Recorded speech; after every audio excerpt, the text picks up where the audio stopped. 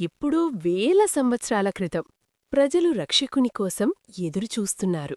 ప్రపంచమంతా చీకటిలో మునిగిపోయింది. ఆశలు కరిగిపోతున్నాయి. అప్పుడు దేవుడు ఒక సాధారణ అమ్మాయిని ఎన్నుకున్నాడు. మరియం. ఒక రాత్రి ఆకాశం ప్రకాశించింది. దేవదూత గాబ్రియేలు ప్రత్యక్షమయ్యాడు. ఆయన మాటలు మరియం హృదయాన్ని కదిలించాయి. మరియమా, నీవు ఒక కుమారుణ్ణి కనబెడతావు. ఆయన నామము యేసు అని పిలవబెడును. ఆ నామం యేసు. ఇది సాధారణ పేరు కాదు. దాని అర్థం దేవుడు రక్షించును. హీబ్రూ భాషలో యెషువా అని అంటారు. యా అంటే యెహోవా అంటే దేవుడు. షువా అంటే రక్షణ.